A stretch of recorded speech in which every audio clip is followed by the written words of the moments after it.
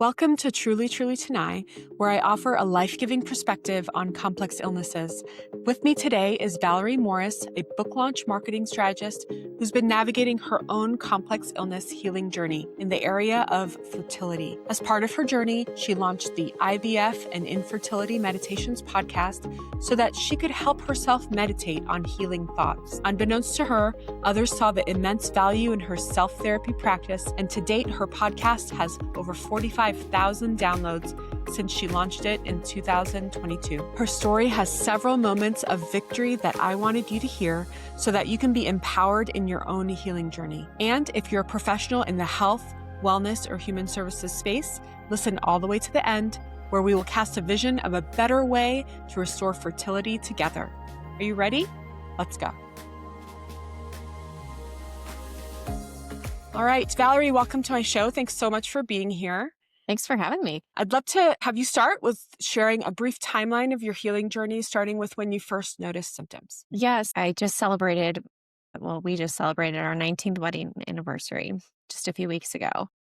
And our journey probably started 8 or 9 years in. We got married pretty young. And so by the time we were ready to think about kids and think about potentially changing life in such a big way. Like, I had been on birth control. We had been worried and neurotic about, we don't want it to happen too soon, right? So once we started actually trying was really when we started realizing this isn't working. At the time, we just did kind of what we kind of knew to do. I mean, even today, I think people talk about infertility a lot more. But 10 years ago, people didn't want to talk about it too much. If for some reason it feels like you're maybe a failure in some way.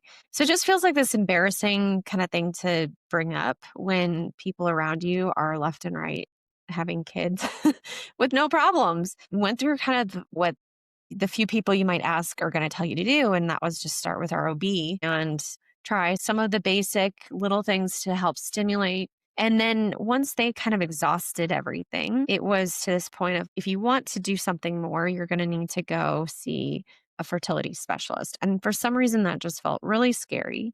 It felt like we're going to have to go spend tens of thousands of dollars. We kind of hesitated a little bit. So some of our journey was just purely decision making. And some of it was legitimately, you have to wait X number of months to be at a certain point in the cycle to try certain things. But legitimately, our 10-year journey felt very long, partly because we would get to these juncture points where we'd have to make decisions and decide, do we go to the specialist or not? And then which specialist do you go to? If you're going to do something that's potentially expensive, do you go to the one that's closest to you, or do you research and find if there's a better place to go? So for us, that decision-making process was a big piece of the timeline. And we actually got to a point where we were like, I don't think we want to try for our own anymore. I think we're going to look into adoption. So we started looking into adoption, and we went down that rabbit hole a little bit. And you kind of shift gears in that point with, we're going to give up on the one dream, move forward towards a different dream. As we started going down that path, we were realizing more and more red flags and closed doors with that. We got to a point ultimately where we had to make a decision of, one, just say we're done, or say we are going to do the full shebang and try IVF. Now I'm thinking about this. Before getting to adoption, we did actually go and try IUI, which people call the turkey baster method. So we worked with a fertility specialist a little bit before getting to the adoption point, but we were hesitant to pull the trigger on IVF because that's the one that it's all the medications, the needles, the appointments, it's the expense. Looking back on it, would have been probably the better success rate to start, but they have you try all the things, right?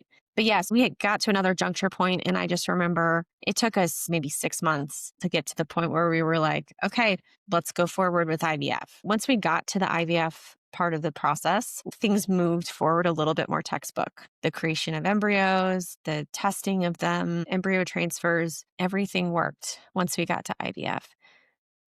Each transfer worked and was successful. Embryos, we ended up with 5 that made it to the day 6, day 7 point.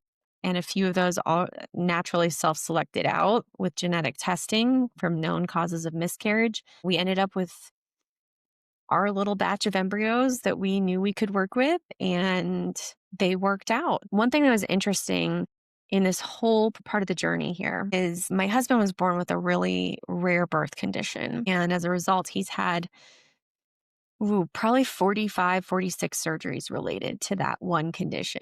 He's had a few others related to other things, but we're pushing over 50 surgeries for him in his lifetime so far. And he is just barely over 40.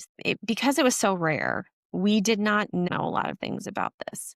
But it was in that juncture point between adoption's not going to be an option for us, and do we want to go forward with IVF, that we learned from one of his urologists that people with this condition have been able to have kids, but the only way they've been able to do it is through IVF. If we had known that tiny Wow. bit Wish of you had known. information, Yeah. right? If we had had that tiny bit of information 19 years ago, I mean, I never would have gone on birth control. I wouldn't have been stressing. We could have just let it, be what it is. If we got pregnant by some miracle, great. But also, we wouldn't have gone through Clomid. We wouldn't have done IUIs. We wouldn't have done all the things that you try to boost your fertility naturally or whatever that you wouldn't have had to do. We could have just been like, okay, our options are either we are going to go the adoption route and not stress about this, or we could have saved up from the start and known we're going to have to spend the tens of thousands of dollars to do That IVF at just, that point. in a way, it breaks my heart. And in a way, it also gives me hope. Because one of my core beliefs is that we already, as a society, have the answers most people need for the most common conditions, including infertility. We have answers. It's just getting the right answer to the right person. That's the problem. And like you said, spending over 10 years just in the emotional expense of it all. Never mind the time, the money, Right. the relational cost, right? Because when you enter a chronic illness healing journey, or in this case, it sounds like congenital illness was Yep. the issue here. Your relationships change as your season changes in navigating your journey. So, uh, Yeah. on the, I'm, 100%. so I also wish you had heard that at the right Yeah. time Well, for you. and one of the things we've learned with my husband is that you really have to be your own advocate in our healthcare system right now. You have to be the one potentially poking holes in what your doctors are saying. You're the one that possibly needs to go the extra mile to talk to other specialists or do extra research. Because my OBGYN doctors were never asking the questions around, okay, sure, get your husband's sperm count and sperm tested, right? Like we did that to start. But they never really thought through, okay, well, he's seeing a urologist for these conditions. Could there be some link? And maybe there's some extra research I could do as a provider to find out some of these studies and help answer this question for Valerie to say, we could try these things, but I don't know that they're going to be successful. And here's why. Yeah. Instead, the doctors they do what they're trained to do, and they kind of tend to stay in their lane. And that's, I think, what's probably one of the biggest problems in our healthcare situation in the world right now. And you have to be an advocate to help think beyond the box. And that's really hard if you don't have a medical background or you're jumping into a new medical condition to feel like you know all that you need to know and know that you're asking the right questions just feels impossible sometimes. So, Absolutely. And for those of us who don't know what urology is, it's the reproductive and bladder, urinary yeah, care for a man. And then for a woman, gynecology is the medical care for the womb and the fertility system. And then obstetrics is when you get pregnant. So these are related disciplines and they should be collaborating. and in healthcare's defense, the condition he was born with is very, very rare. Like it's one of those things that just doesn't happen that often for people. So it's not like a congenital heart defect that is affecting a large percentage of babies, and surgeons are well versed in the procedures. Often he's going into the doctor's office and explaining to the doctor what his condition means. And then they, oh yeah, okay, yeah, now I know what you're talking about. But yeah, it just was a rare thing. But even still, just to ask those questions, it's very rare you come across a doctor who is willing to take the time, first of all, and then take the extra effort to be like, well, let me look into this a little bit more. Yeah. Let me think about this. Let me personalize my care for your specific situation, which may be different than the normal, which just means this small More percentage of common. people have exactly this.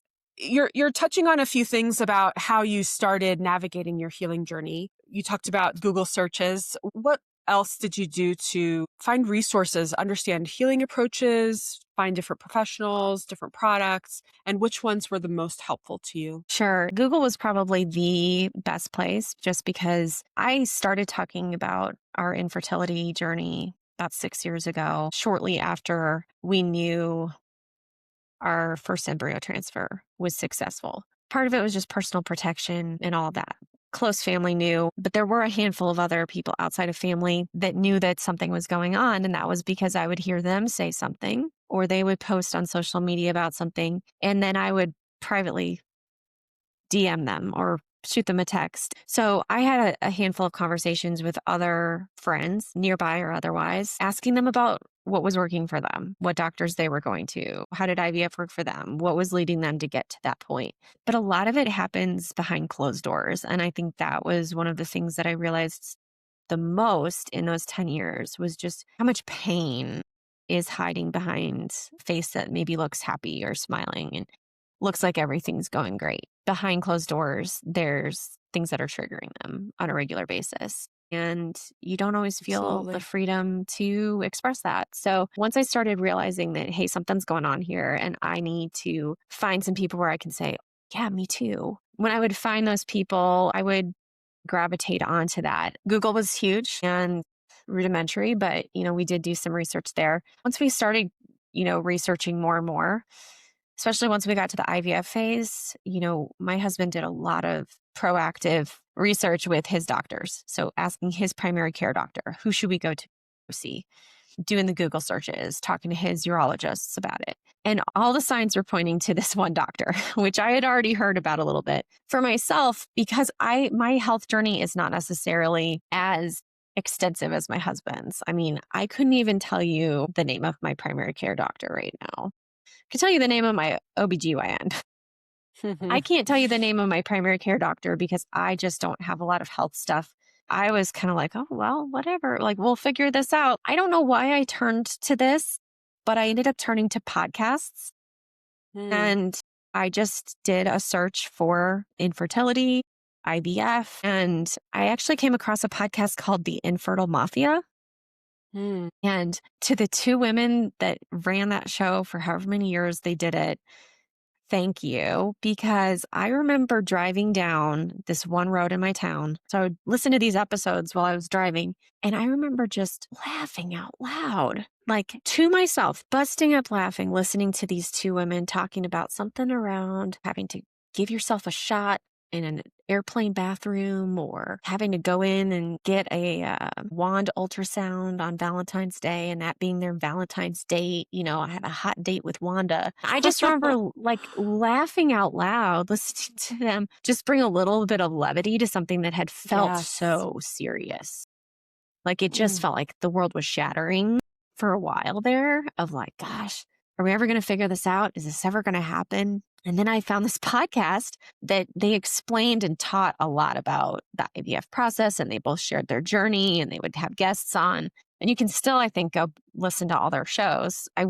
Came to the show initially to learn. What do I need to know about this IVF process? What questions should I be asking? What do I need to be prepared for? And walked away with this new perspective on it and realization of one, I wasn't alone. And two, this isn't necessarily fun, but there is a little bit of levity to it. So the Infertile Mafia, and then they also had a Facebook group. So I joined that. And I also joined a few other Facebook groups and if you just do a quick search on Facebook, you will find there are a lot of IVF and infertility Facebook groups mostly for women. I'm sure there's some out Mhm. there for men too, but it's great because you can just ask all the questions and people from all over the world would answer my question and I would get a good consensus and to have an idea of like, okay, what is this going to entail? So podcasts became a really anonymous way to learn a lot. And then the Facebook groups were still a place where I actually came across a couple of friends who were also in the same groups, and then we would private Mm. message each other later. I discovered a friend of mine from high school. We actually found each other through a Facebook group that we had both joined because we were both doing IVF at the same time. And I think her daughter's maybe 2 months older than mine, but we had our egg retrieval and our like all of the things we were gearing up like within a few weeks of each other. And that just was a cool way for technology to connect us, even though we didn't live near each other anymore and had Mhm. no idea this was going on with each other. But it's a bond that I will forever have with this woman and a special bond with her daughter, who has this very similar origin story to my daughter. Mhm. That's beautiful. Having that community support and having other people to walk with you on it is can be invaluable. And what you said about podcasts being an anonymous way to get the health education you need and really increase your health literacy in this area. Because if you're going to be your own advocate, you have to learn from Yeah, somewhere, right? Now, right. podcasts have played a special role in your life, and you Yes. decided to launch one on your own because you saw a gap. Would you like to talk a little bit about that?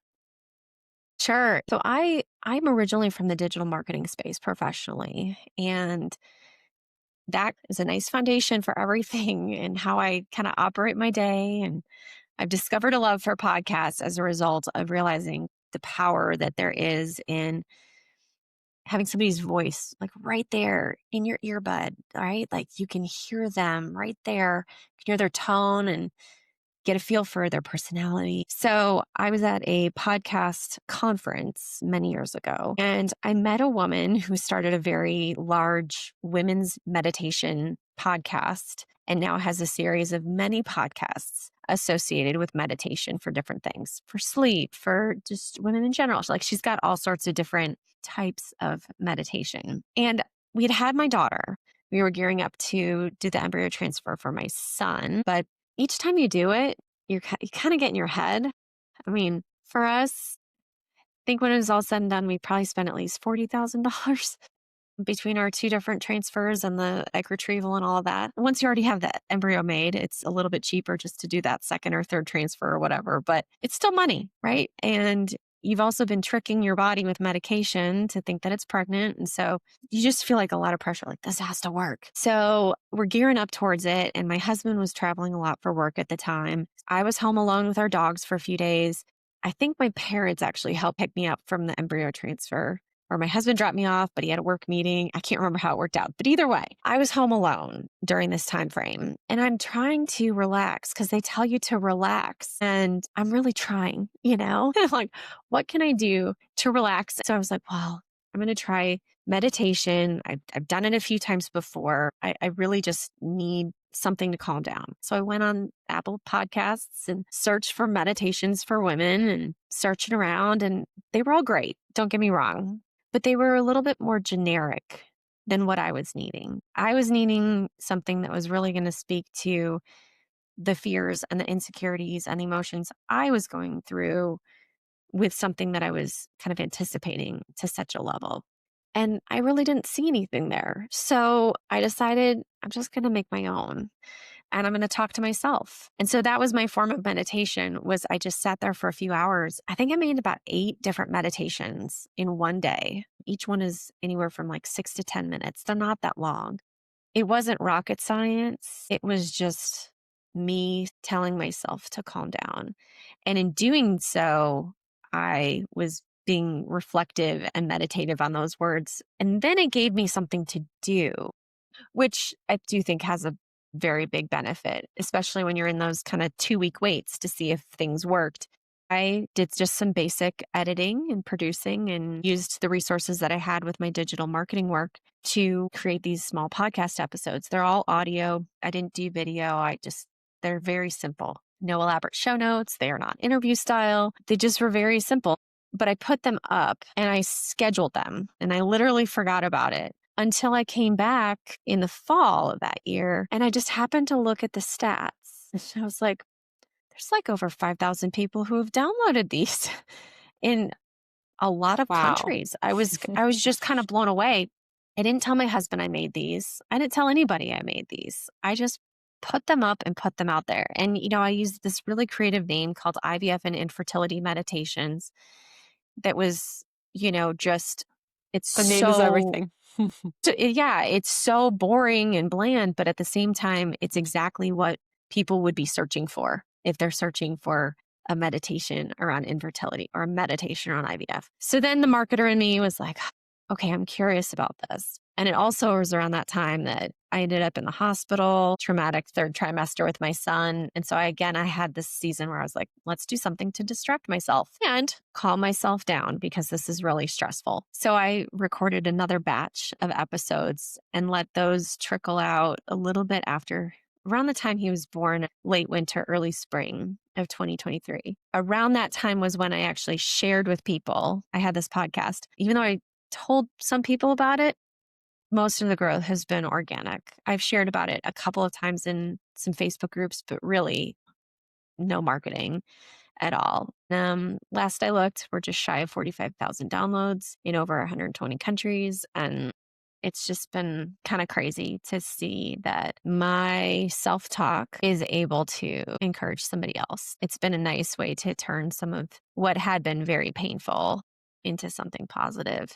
I checked out your podcast, and you have a little bit of a musical background with nature sounds, and then Mm-hmm. you pick a mantra for the day, a topic like waiting, Mm-hmm. and you just choose a sentence that is empowering, uplifting, and you say it over and over again in a calm and slow manner for 6 to 10 minutes. You have at least 48 episodes, so all different topics. And I noticed that you even posted a new one last month.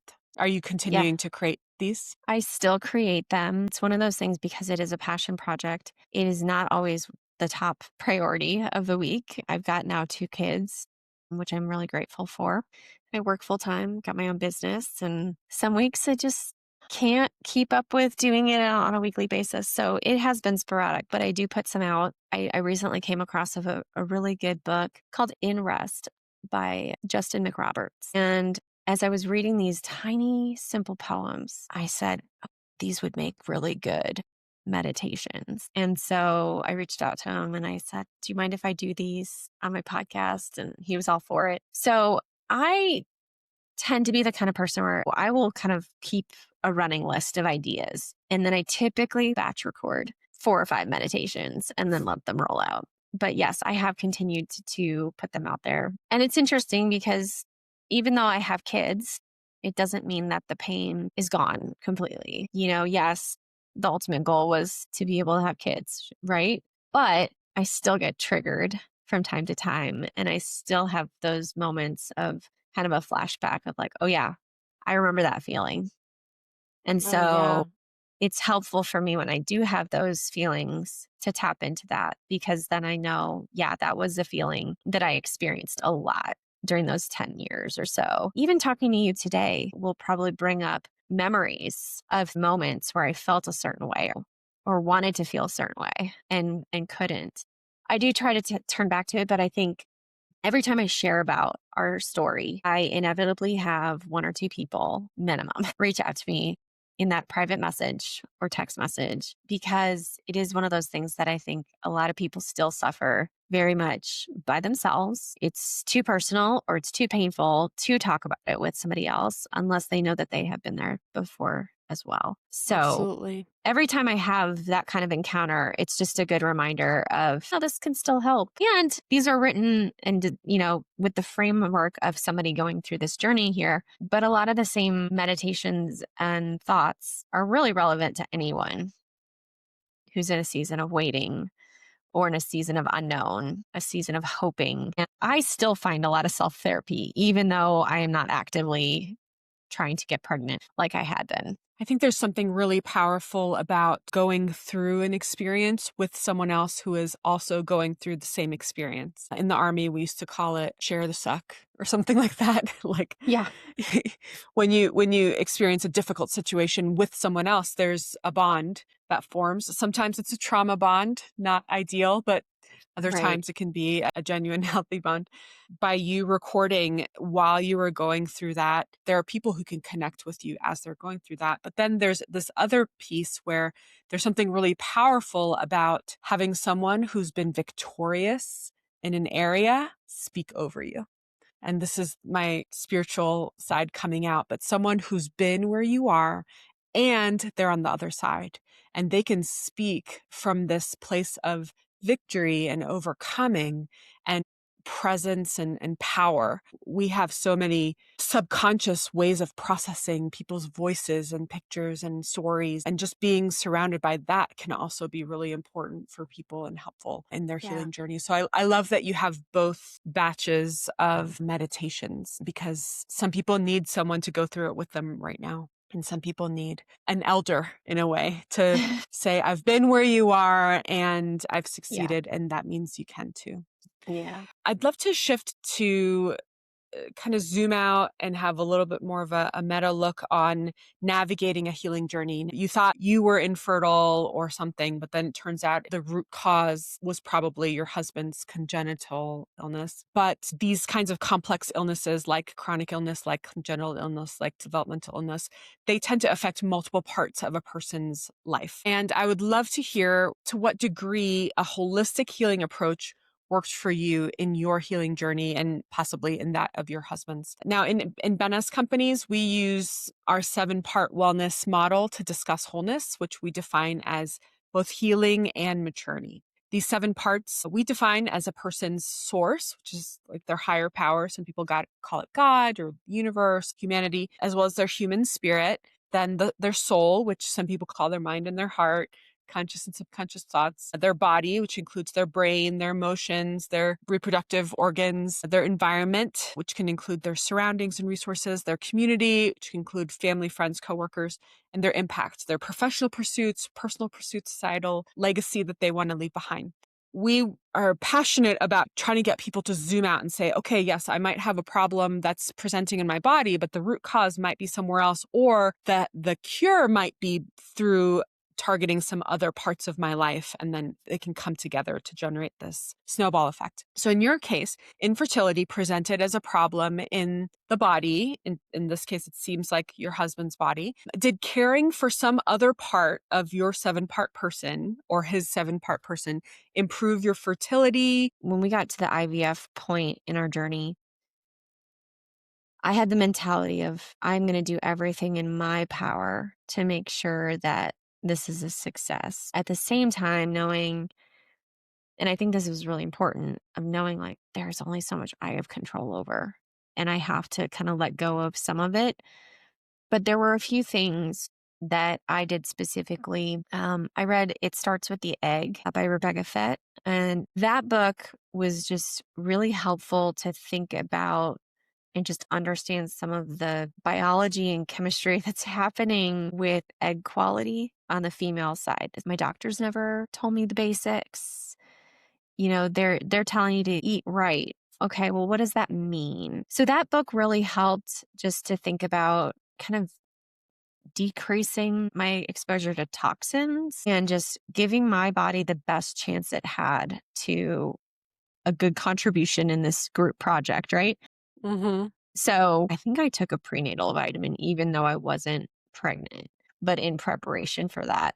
I remember vitamin D being huge for that. But I also remember things like changing the shampoos I was using. You know, I think we talked about this before we hit record. Nail polish. I didn't get pedicures or manicures, any of that for a long time. I've never dyed my hair ever. I'm like waiting until I get really gray and then I start having fun with some color. I was very intentional to not use a lot of products. And so just in that preparation phase of trying to make sure I am doing as much as I can to make the best eggs possible or like have the best egg quality. I also remember at the time I was traveling a lot for speaking gigs for work.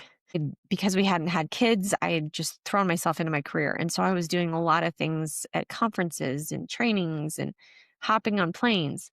And this was fall of 2019 that we did our embryo creation. And I just remember for those 6 months or so, leading up to it once we knew we were going to be doing this, and especially once we started the process. I was the neurotic person on the airplane, wiping the seats down, the tray table, everything with Clorox wipes because I did not want to get sick. I couldn't afford to get sick.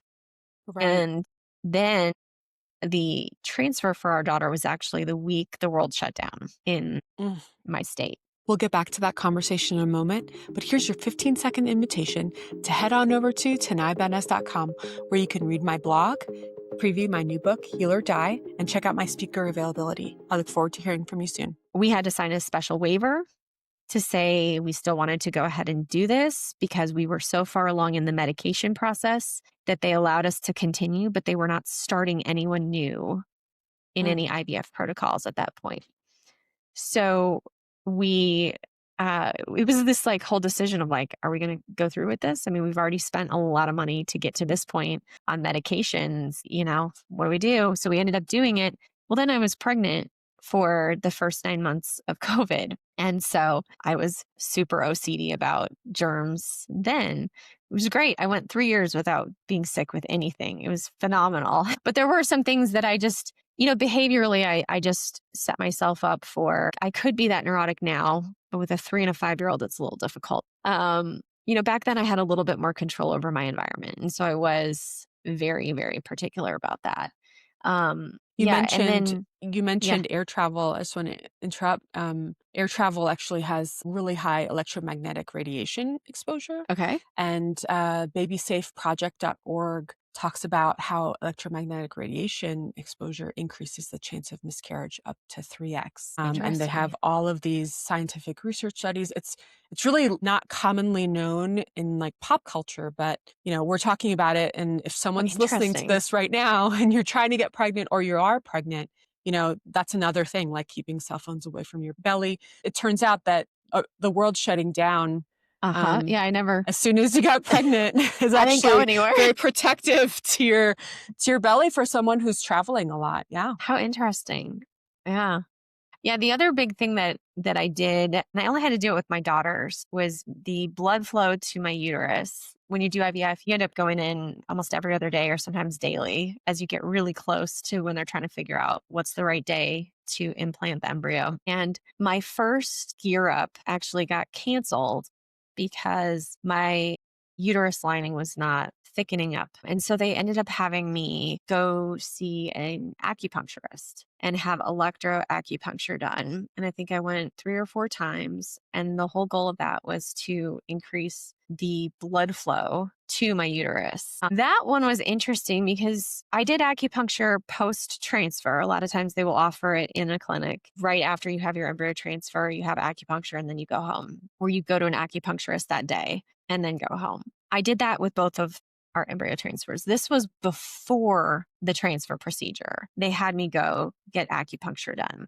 And what was cool about it was that they could actually measure the blood flow. They could see the rate per second or rate per minute or whatever quantity of blood that was getting pumped to my uterus before and after acupuncture. And they could measurably see that it improved my blood flow. So that was That's kind of a so fun cool. thing to be able to see, Yeah. like in an industry that's harder to put real metrics and data to see a scenario where there was the data to show that yes, going to get electroacupuncture done was beneficial. And was it the only reason that my transfer was a success? No, but was it a contributing factor? For sure. So that was I one love thing that that. I did when we went to go do the second transfer. My blood flow numbers were fine and I didn't have Hmm. to do anything. And they said that often happens because your body's already been It used to knows what pumping to blood to do. a uterus from Hmm. the previous pregnancy. So I didn't have to do it the second time around.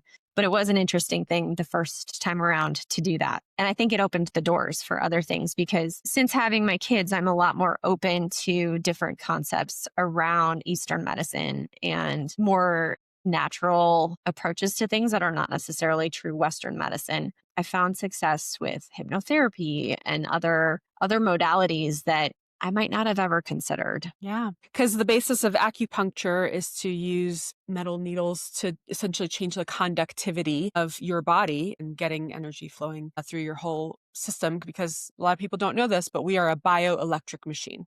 Okay, your body has its own electrical impulses, it operates our nervous system. There are electrical gradients in other parts of us. You can stick metal inside of you to change the flow of those currents, and then those currents affect the ability of different molecules to move around and do their work in your body. That's the Yeah. more Western medicine speak of it. Yeah. Um, Putting some and explanation around it.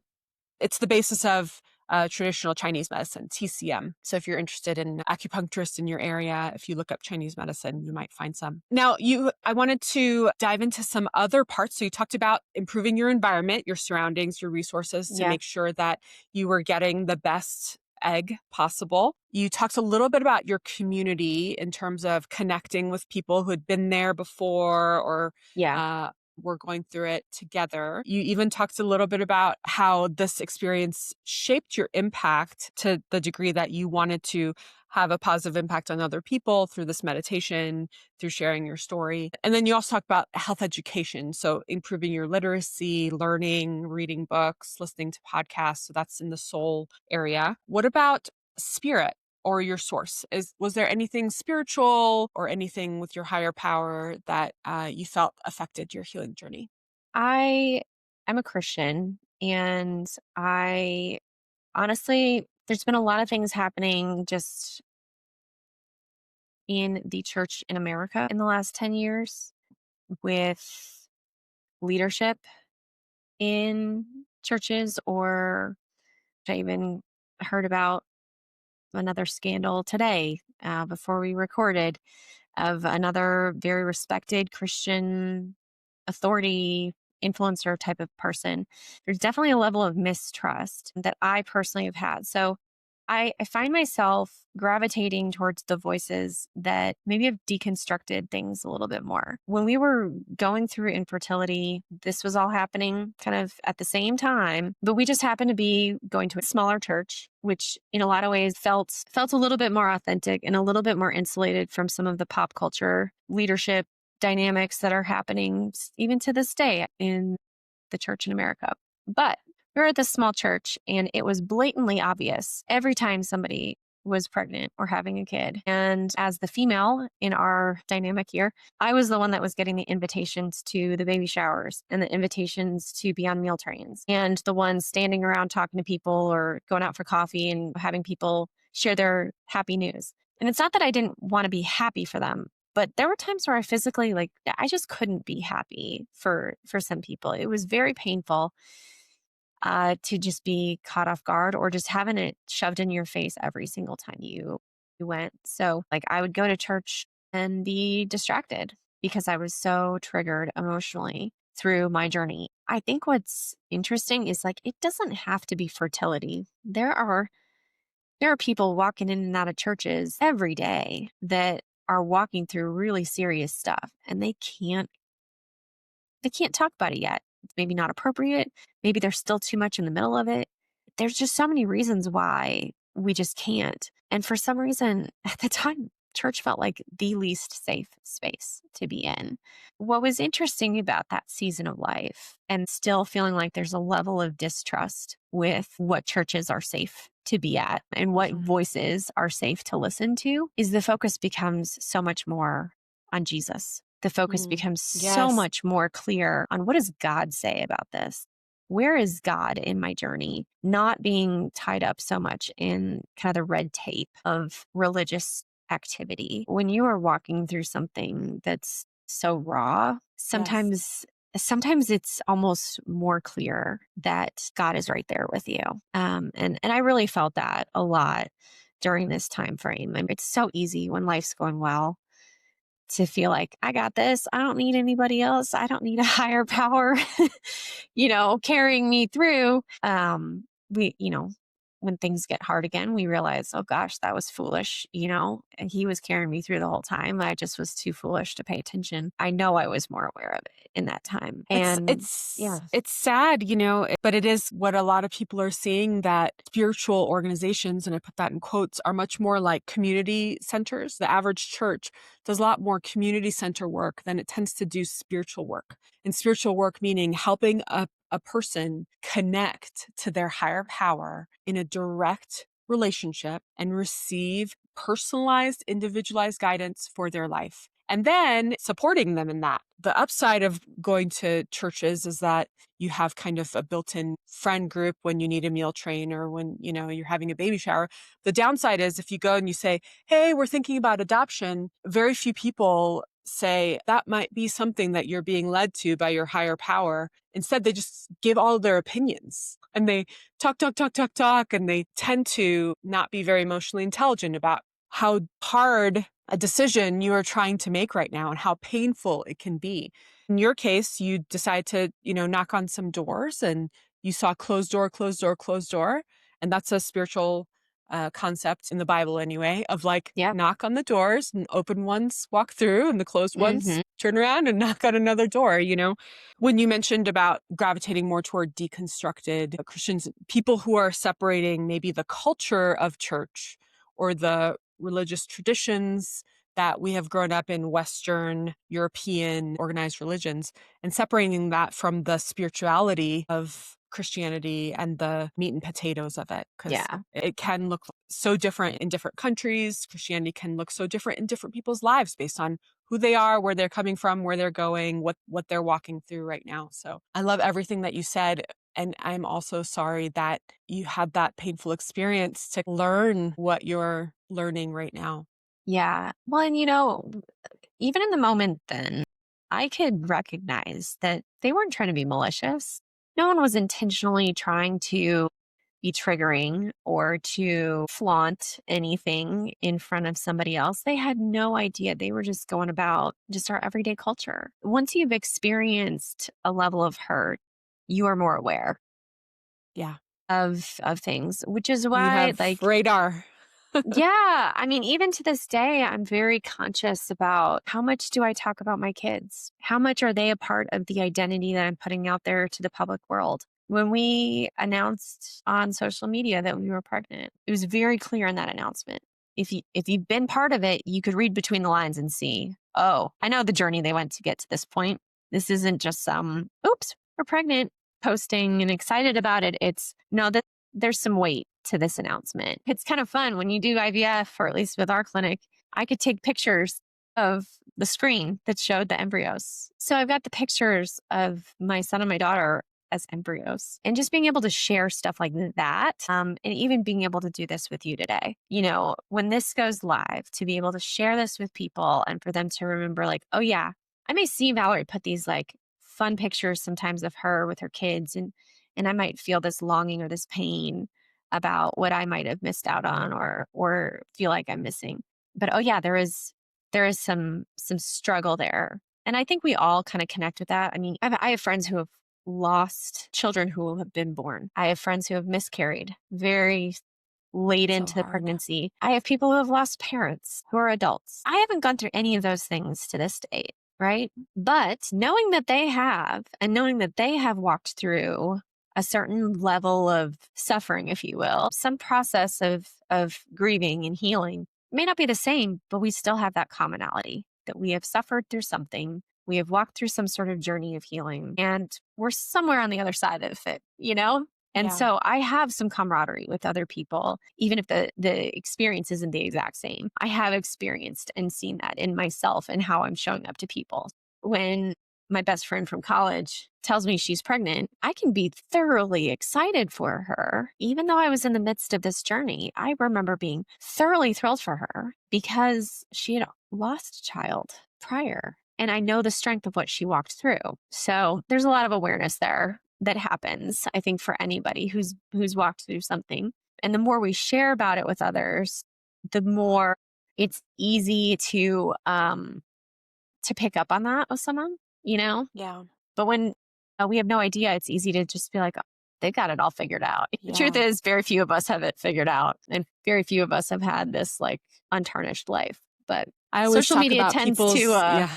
social media tends to lie to us and make us think that everyone else's life is easier than ours. Yeah, absolutely. I tell people all the time on social media, they put up some photo or whatever, and I say, I love your Instagram life because I know it's not your real Hmm. life. And not Yeah. like you're trying to hide, but we share different bits of our lives with different groups of people in different modalities. I tend to go back through my feed from time to time of what I'm posting, and I'm like, am I sharing the message that I want to share? Even in sharing the things I celebrate, like Happy Mother's Day. Happy Mother's Day, everyone. I have a strange relationship with my mom. So for some of you, Mother's Day might be painful, and I know that.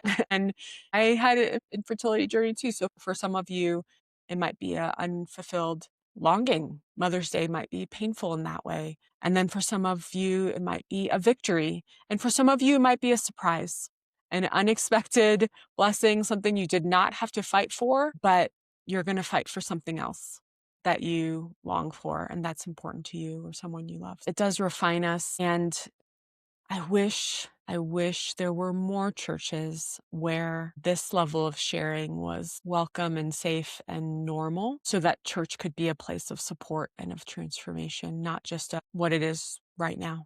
And there are some great ones, I'm sure there are and some out there. I'm not throwing them all there, but Yeah, they're I'm rare. sure there are, but it's hard to find them sometimes.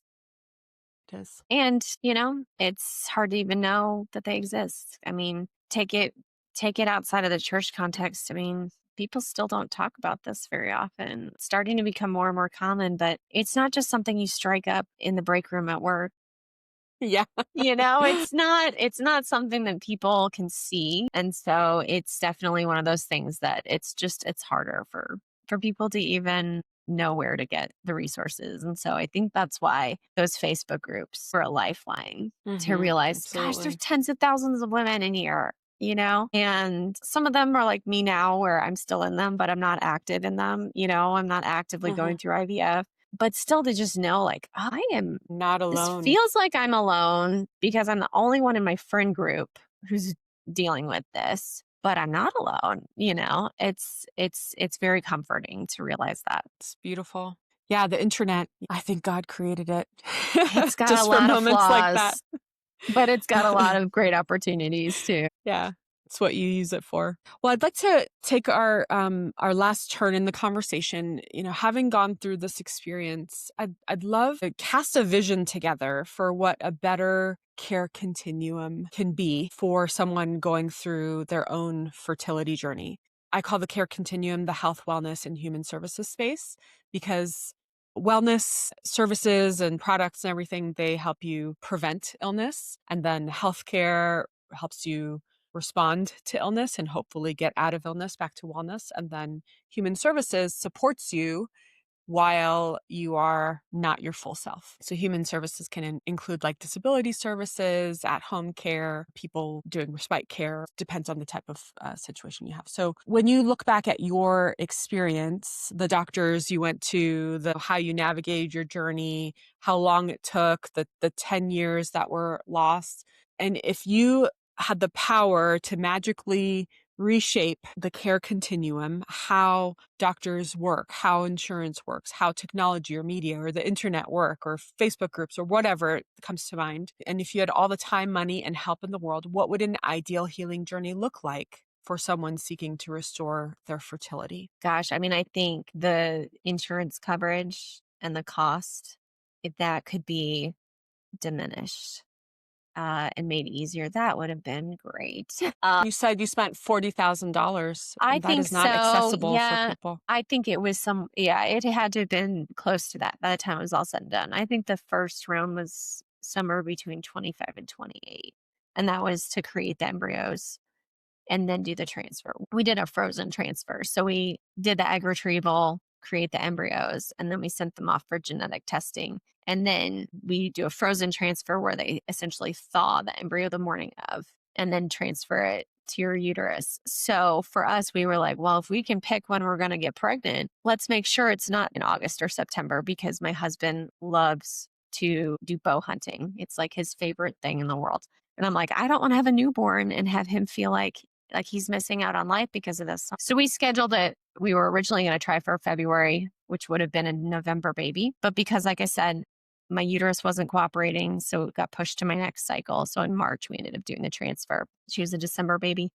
All that to say, it felt like it was broken up into two things, but it was all towards the first baby. My son was on ice for Mm, 2+ years, and someday we'll explain it all to him. But so to do the transfer for the second child was a little bit less money, but right. because we already had the embryo created, somewhere between $35,000 and $40,000 we spent between the two. Not to mention Out of the few pocket. out of pocket, yeah. Not to mention the few $1,000s that we had spent probably 6 or 7 years earlier on IUI. I think we probably would have investigated IVF 6, 7 years prior if it hadn't been so cost prohibitive. Because that was one of the things of like, gosh, we know this is going to be expensive. Do we really want to do this right now? Is that really the best use of funds? And at the time, I'd have to think back of like, could we have even done it then? Yeah. The upfront cost is huge. More and more, I'm hearing that states are covering IVF or certain companies have coverage for it. Hmm. I mean, I've got a few good friends that have had most of their costs covered for them, but we were not in that situation. And most people are not in that situation.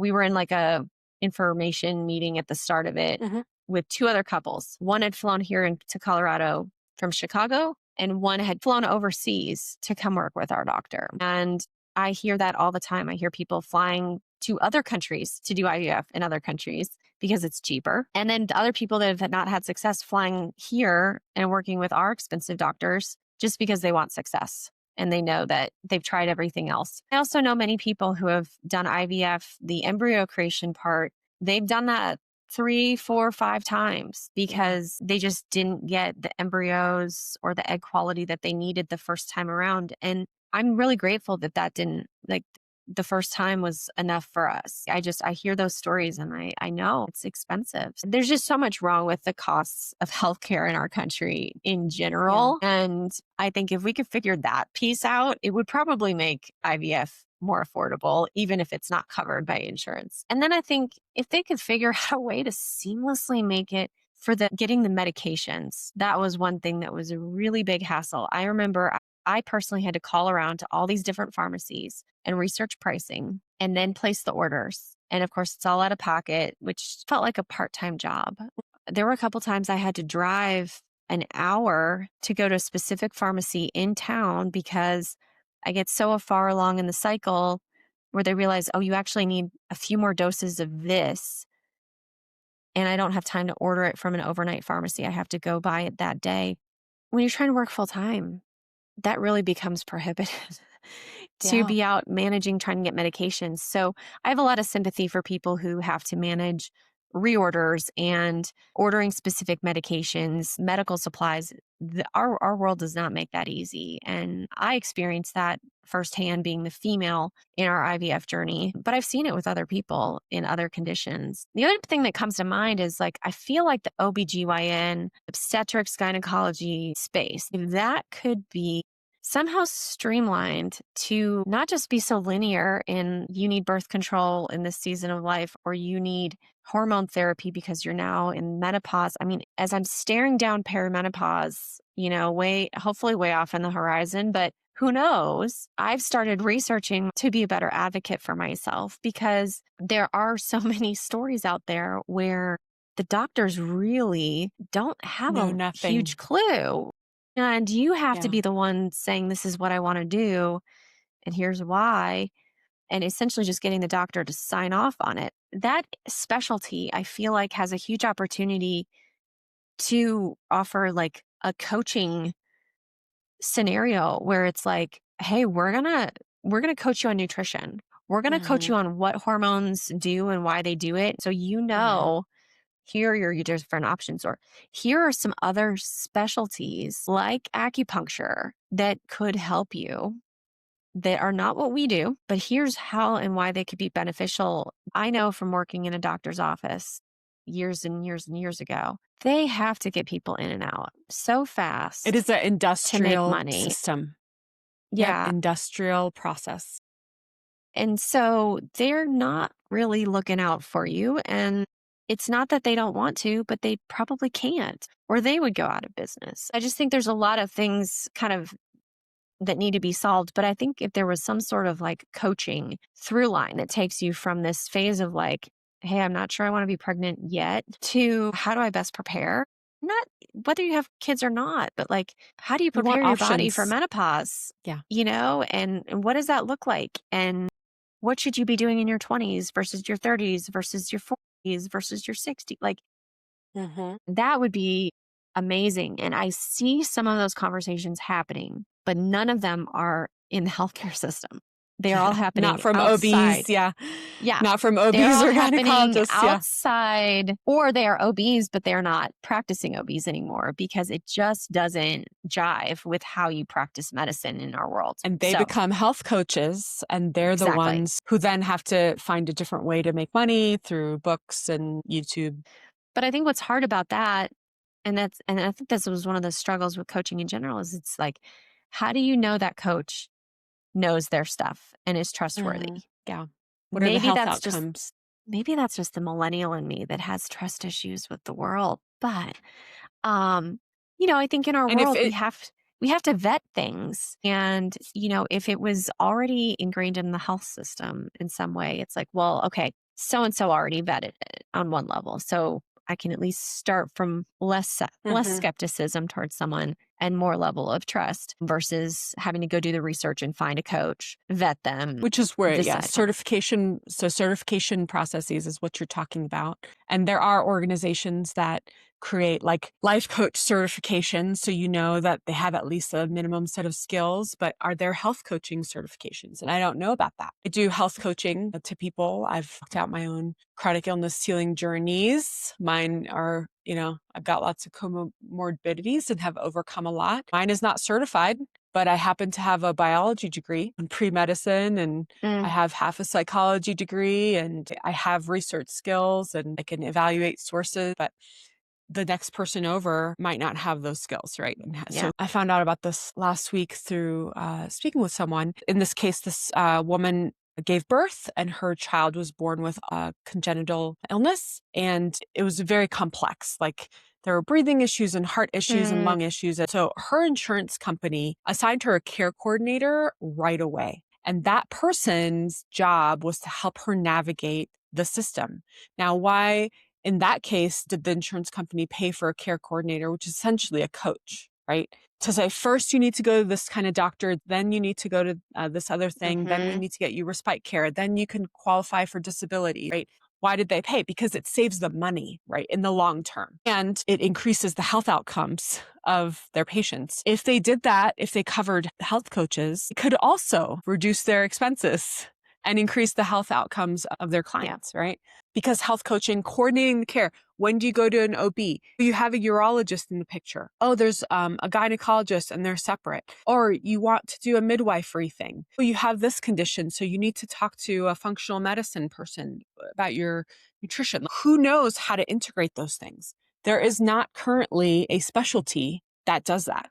Yeah. There's no American health coach certification. There Yeah. is no such thing like that I'm aware of. And it could be so valuable, such a valuable market. So if you're listening out there and you want to create some sort of certification program that you want to help people navigate these complex illnesses, this is your sign from the universe. Is there anything else that you want to share as we close out our time for anyone navigating their own journey, or who wants to be a support to someone navigating their fertility journey? If you are not walking through infertility yourself, or maybe you're like me and that chapter's done, just a reminder that there are so many people. I think the last stat I heard, and it could be wrong now, but it was 1 in 8 are dealing with infertility.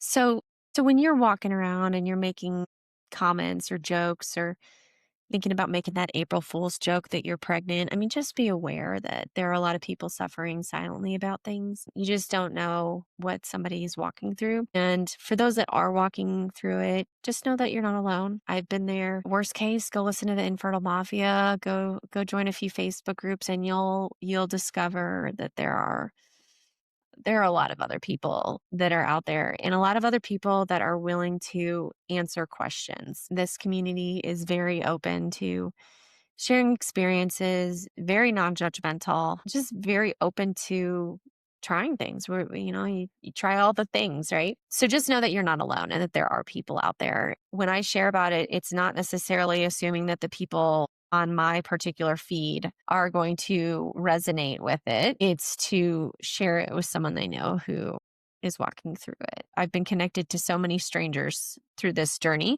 just as a result of people sharing and asking if they can connect me with so and so. Just know that there are resources out there. And if you see a need and you don't see a solution, that maybe you can create your own solution, just like I created my podcast. It was self-therapy for me, but I'm learning with almost 45,000 other people that it is helping in other instances as well. How can people reach you to find out more about either your podcast, your other infertility related resources, and then how can they reach you for your book launch marketing strategy? If you just go into any podcast player, whether it's Spotify or iTunes or any other, and you just do a search for IVF and Infertility Meditations, throw the name Valerie in there just to make it super easy. It will pop up as a top choice. And all of those they're all free at the moment. And then each one has some basic show notes with some other resources and information to connect with me further there. If you want to talk professionally about anything related to books or digital marketing, I am active over on LinkedIn. Just do a search for Valerie Morris, and I'm happy to connect over there. If you're walking through something and want to share, please reach out. Would love to chat with you. Valerie, it's been wonderful having you. I really look forward to seeing how your healing journey and the victories that you've had in it will continue to bless others. Come back soon for more interviews with people navigating complex illness in America, as well as ideas on how to improve their health outcomes.